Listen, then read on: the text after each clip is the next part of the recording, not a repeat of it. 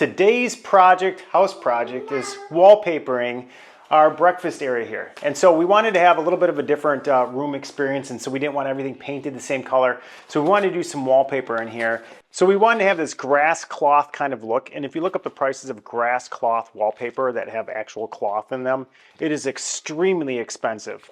This is by Chesapeake. It's wallpaper. It has a repeating pattern every 20 inches, and it has the look, and more importantly, the feel of real grass cloth paper.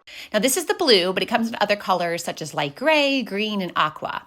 I absolutely love the color. It's like a coastal blue, but because of the light, it's hard to show you how light or dark it is. I can tell you it goes perfectly with my coastal blue painted doors. This is some of the best wallpaper I have ever purchased and put up myself.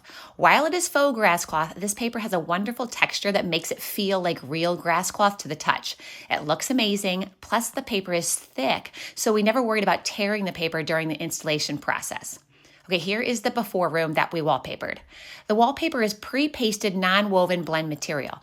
That means this is not that sticker paper that is so popular for some reason, but I absolutely hate putting it up, so I don't use the sticker paper. I use pre-pasted. This wallpaper was so easy to put up, and we did add additional wallpaper paste just to make sure it sticks, and we are pleased with that decision. We ordered 5 rolls for this room, and that was exactly what we needed with a little less than a roll left over. Here is the before.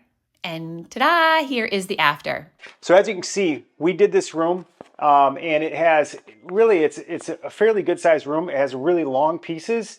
That's also important. If you're doing, basically a 9-foot run, you want to make sure you can move your paper up and down a little bit to make sure that everything kind of lines up. And you also want to make sure that you are staying level going around the room. Last thing is you want is to get to the corner and you're tilted a little bit and the top touches and the bottom is, 6 inches off of it.